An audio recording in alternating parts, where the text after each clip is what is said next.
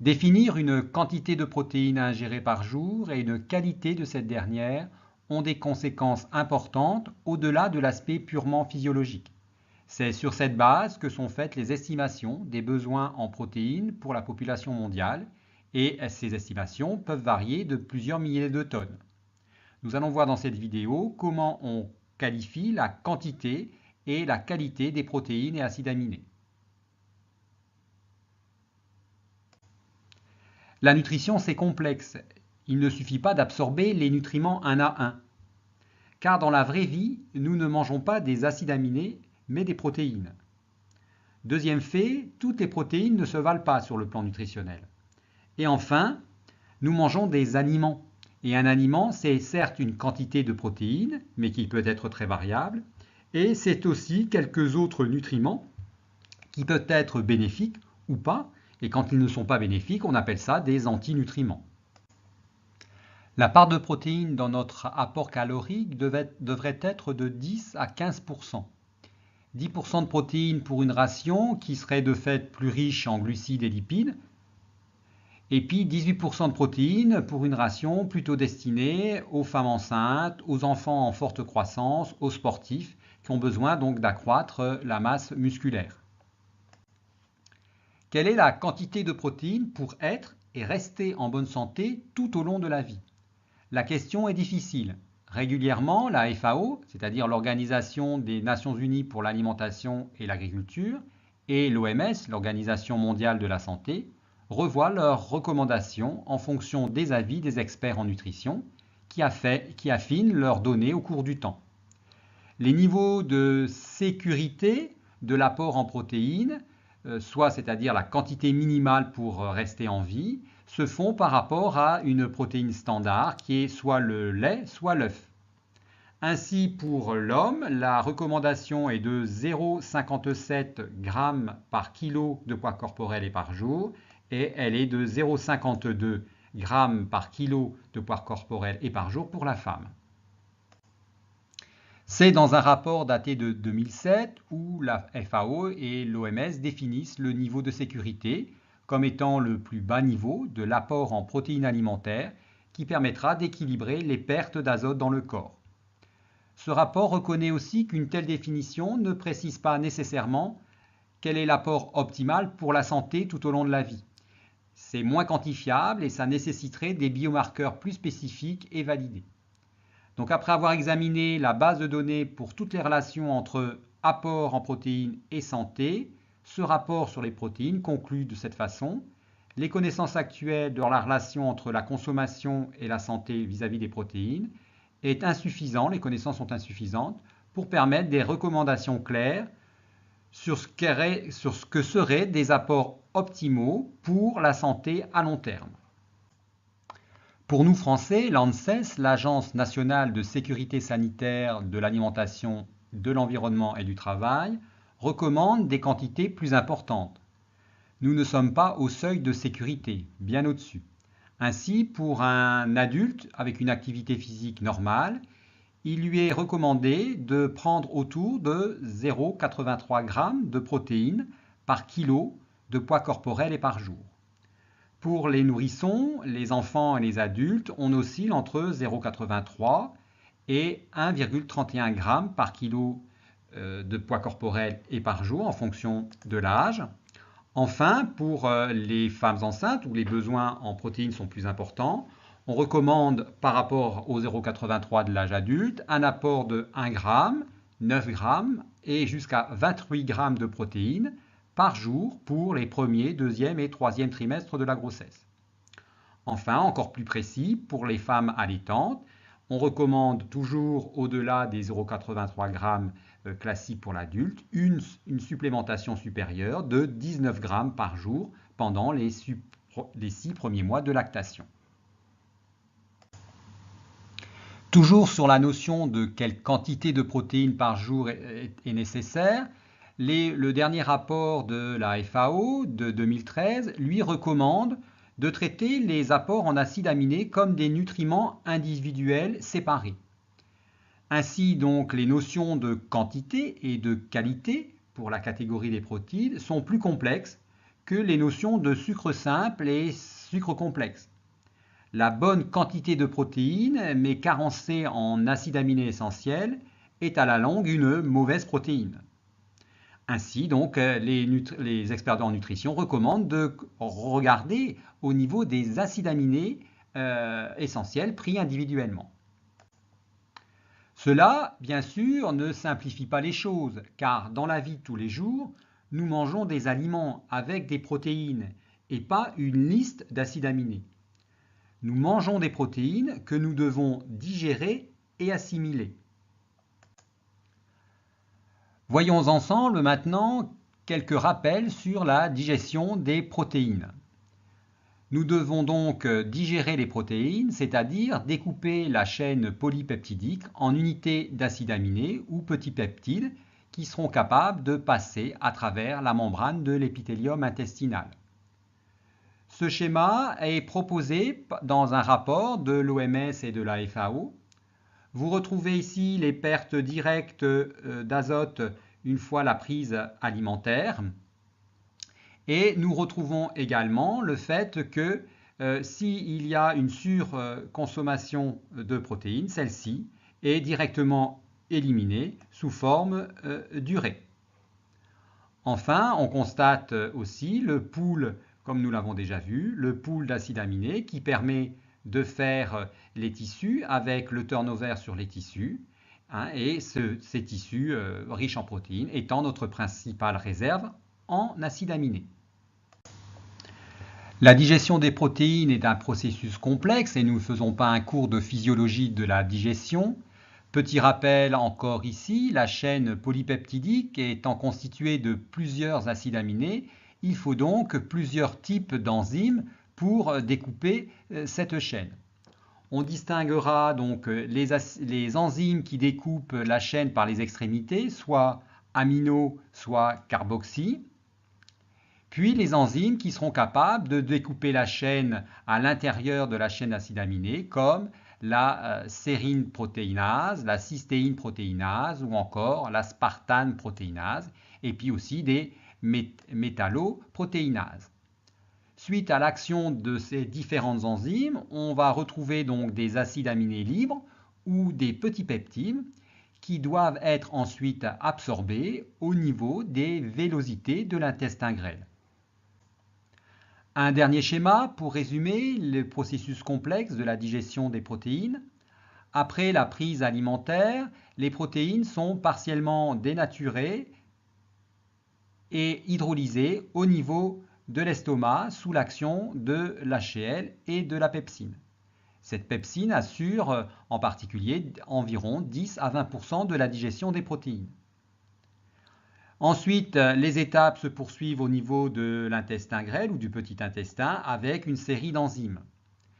Les processus donc enzymatiques peuvent être arrêtés par la présence d'autres éléments qui sont apportés avec l'aliment, comme des tannins, des lectines ou toute autre molécule qui peut avoir un effet sur l'activité enzymatique. Il existe des molécules qui vont être des inhibiteurs de trypsine, et puis aussi des molécules qui vont empêcher l'absorption intestinale au niveau de la membrane. Tous ces facteurs vont être appelés facteurs antinutritionnels. Qu'est-ce que la qualité d'une protéine? L'évaluation des protéines a pour but de déterminer la capacité des sources de protéines alimentaires de l'alimentation à répondre aux besoins en protéines et en acides aminés essentiels pour satisfaire aux besoins métaboliques. Les besoins en protéines sont actuellement définis en termes d'apports nécessaires pour répondre à des besoins en fonction du type d'individu ou du groupe d'individus. On n'aura pas les mêmes besoins en fonction de l'enfant en croissance, de la femme enceinte par exemple. Suite aux recommandations du groupe d'experts en nutrition de la FAO, il faut donc considérer les apports en acides aminés et l'équilibre entre ces acides aminés pour définir la valeur d'une protéine. Il faut aussi prendre en compte la digestibilité de la protéine et la biodisponibilité en acides aminés. Il faut donc aussi considérer la présence de facteurs en plus ou moins grande quantité, des facteurs antinutritionnels qui sont ingérés avec l'aliment qui est plus ou moins riche en protéines. Le travail est donc complexe et il ne peut être résumé à une simple liste d'acides aminés. On trouvera plusieurs indices qui coexistent pour définir la qualité d'une protéine, comme par exemple l'utilisation nette en protéines, NPU, le ratio d'efficacité protéique, PER, ou la valeur biologique, par exemple, BV. La définition et la méthode de calcul pour arriver à catégoriser ou noter une source de protéines est plus ou moins complexe. Prenons par exemple la valeur biologique. La valeur biologique va prendre en compte la mesure de l'efficacité de la transformation de la protéine, une fois ingérée, dans notre corps, après digestion et absorption. Dans le calcul, on va donc prendre en compte la quantité d'azote qui a été ingérée et la quantité d'azote qui a été retenue. On va aussi prendre en compte le fait que la composition en acides aminés de l'aliment est proche des besoins de notre corps. Il faut donc faire une étude chez l'homme pour ce bilan azoté entrée et sortie.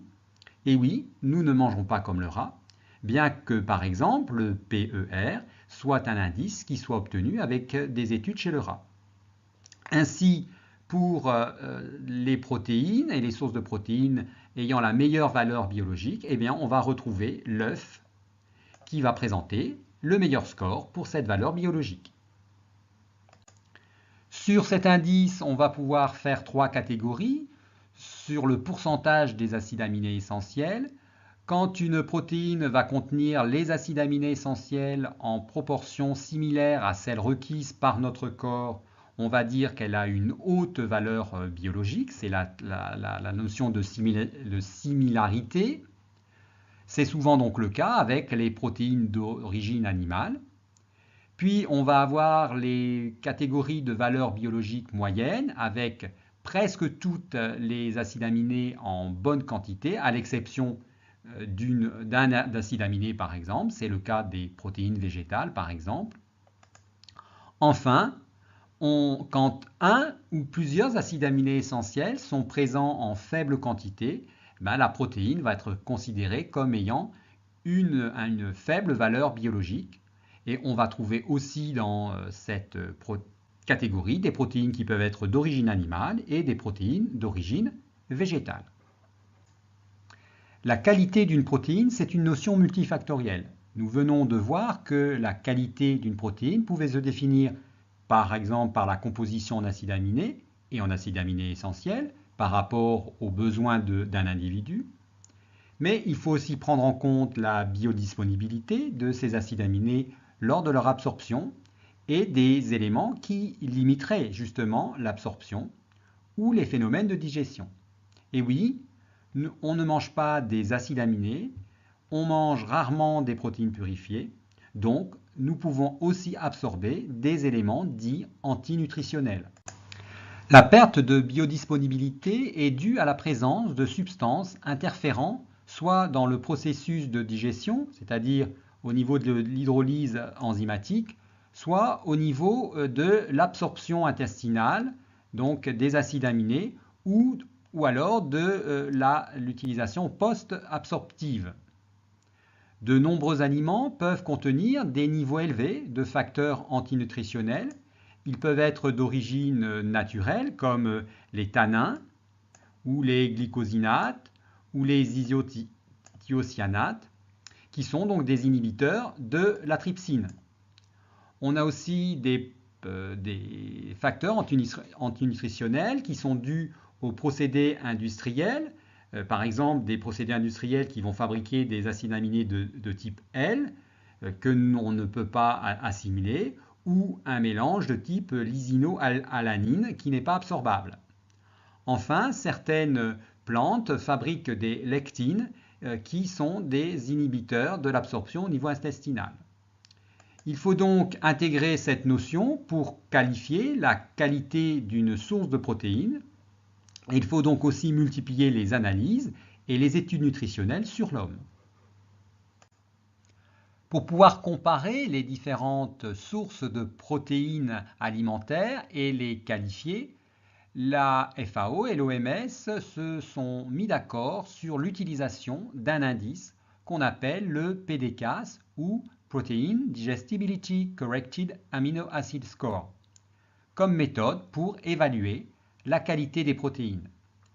La méthode est donc basée sur la teneur en acides aminés de la protéine étudiée, avec en plus une correction vis-à-vis de la biodisponibilité des acides aminés, vis-à-vis de la digestibilité de la protéine. Pour calculer le PDCAS, il faut tout d'abord calculer le score chimique en acides aminés qui va prendre en compte la composition en acides aminés et aussi la composition en acides aminés essentiels. On va faire le calcul pour tous les acides aminés essentiels et on va retenir le premier acide aminé limitant. Ce score est facile à déterminer, ne nécessite pas de nouvelles études nutritionnelles sur l'homme ou l'animal. Il permet de comparer les quantités en acides aminés essentiels dans un aliment donné avec les quantités idéales pour la nutrition humaine. Voici un exemple de calcul du score en acides aminés. Si vous avez un aliment qui renferme 24 mg de lysine par gramme de protéines et que l'apport recommandé en lysine est de 58 mg, on peut calculer le score en acides aminés sur la lysine qui est de 24 divisé par 58, soit 0,41, ou exprimé en pourcentage, 41%. Cela signifie que cette protéine, en termes de grammes, couvre 41% des apports recommandés en lysine. On peut également faire ce type de calcul en combinant les apports et les scores de différents acides aminés pour un mélange d'aliments, comme lors d'un repas. Après avoir calculé le score chimique pour les acides aminés essentiels, il va être aisé de déterminer quel est l'acide aminé essentiel qui est limitant, celui qui est le moins bien représenté par rapport à la référence. Comme toutes les protéines ne sont pas digérées avec la même efficacité dans notre organisme, le PDCAS, lui, est obtenu en multipliant ce score en acide aminé pour l'acide aminé limitant par un indice de digestibilité. Il faut donc avoir recours à une étude de digestibilité, donc à une étude nutritionnelle, qui est faite chez le rat le plus souvent. On va déterminer donc la digestibilité vraie, qui est le rapport de la quantité d'azote ingérée, moins l'azote qui est retrouvé dans les selles, moins une estimation de l'azote métabolique, le tout divisé par la quantité d'azote protéique ingérée au départ.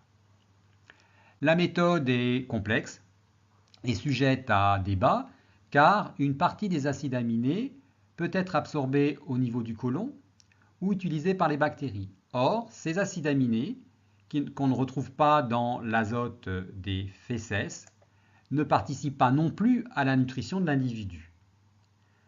Donc, de fait, l'estimation de cette digestibilité vraie fait que, au final, elle est souvent surévaluée par rapport à la digestibilité absolue, mais c'est une bonne base de travail. Pour finir sur la démarche et le calcul du PDCAS, il faut aussi se référer aux besoins de l'organisme pour les acides aminés essentiels. Comme rien n'est simple en nutrition, les besoins varient en fonction de l'âge de l'individu. Vous pouvez voir dans ce tableau la liste des acides aminés essentiels. On a regroupé les acides aminés dits aromatiques et les acides aminés soufrés.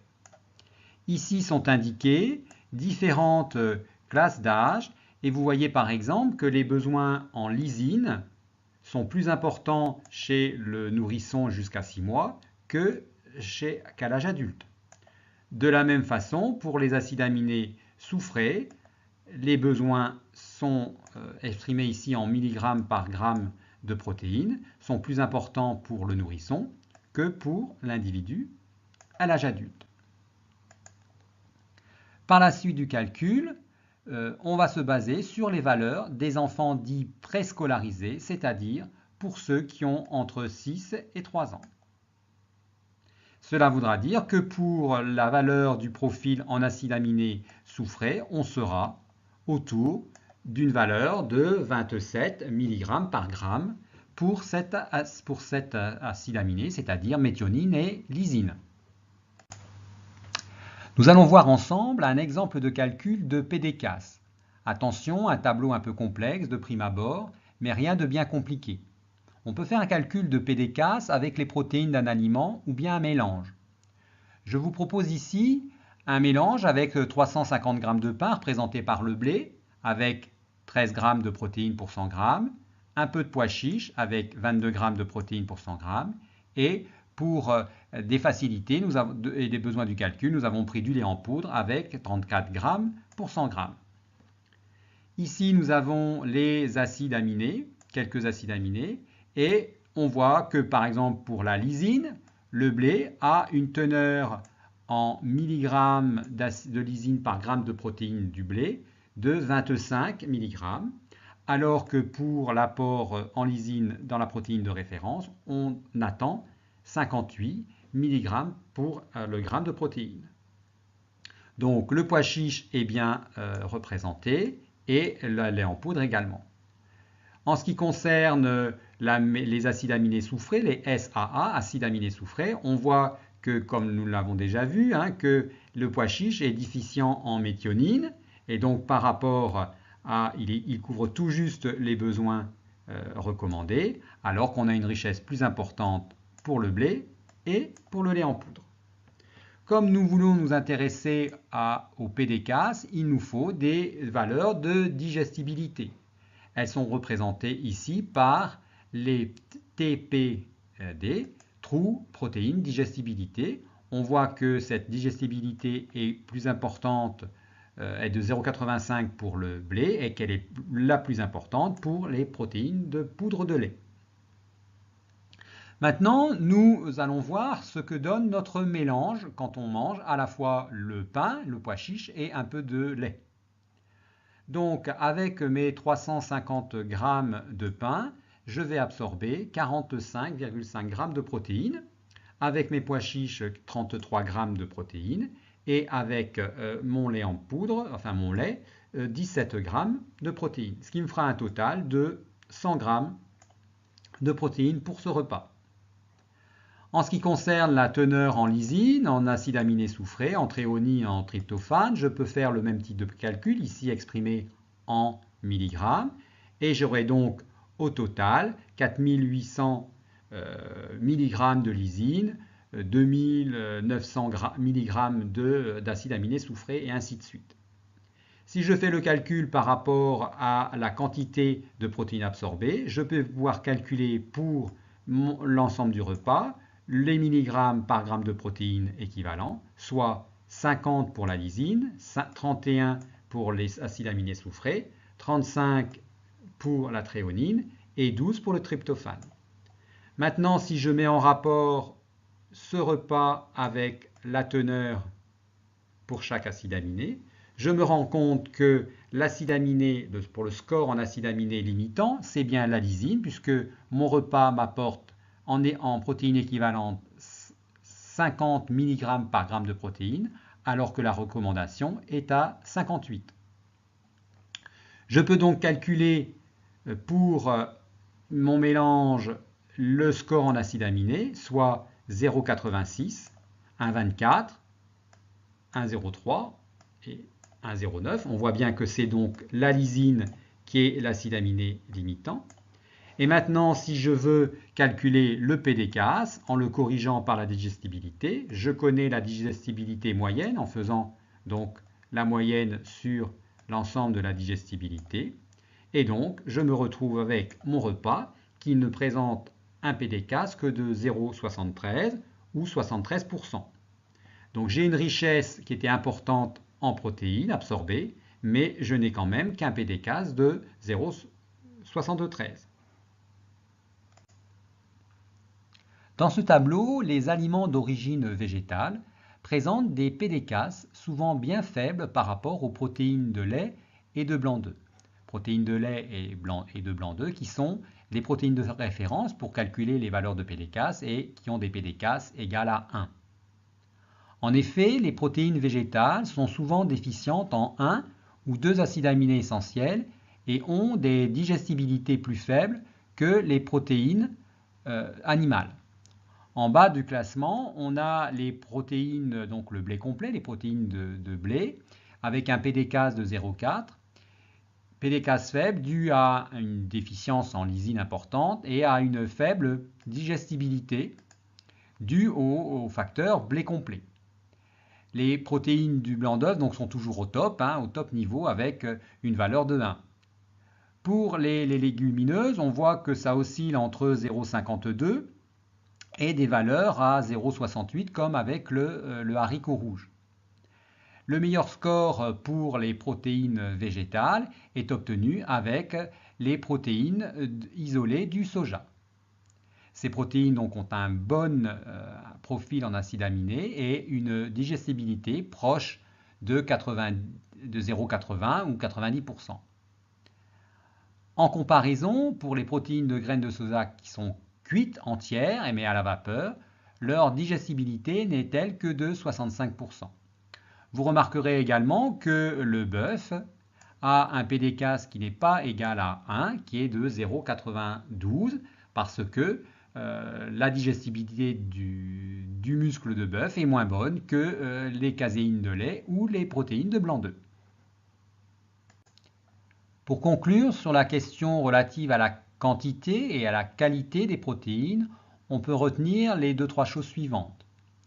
La quantité minimale de protéines pour la survie ou juste le bien-être est établie pour un homme à 0,56 g par kilo de poids corporel. Ça, c'est pour l'OMS. Et on est à 0,83 g par kilo de poids corporel pour l'ANSES. Ainsi, pour un même homme de 70 kg, cela revient à consommer 36 g de protéines ou 58 g de protéines par jour, ce qui n'est pas tout à fait la même chose. Ceci est de recommandation en sachant que actuellement nous sommes à une valeur bien plus élevée que même les 0,83 g par kilo de poids corporel. Enfin, le PDCAS doit être aujourd'hui considéré comme le critère de base pour rendre compte de manière simple sur la qualité de la protéine, même si plusieurs critiques peuvent être faites sur les mesures de la digestibilité des protéines et bien sûr sur le choix de la protéine de référence. Pour cet indice ici, on voit aussi des différences entre les recommandations internationales et celles de l'Europe. Pour exemple, sur le score en lysine, on trouve pour la FAO et l'OMS une valeur de 58 mg par gramme de protéines, mais pour l'ANSES, on est à 45. La différence, elle vient de l'âge, du choix de l'âge retenu entre l'enfant préscolaire ou l'âge adulte. Ceci a un impact, bien sûr, sur les valeurs et les différentes sources de protéines et leur intérêt pour l'alimentation. Il faut donc toujours être vigilant et savoir à quelle référence on fait appel.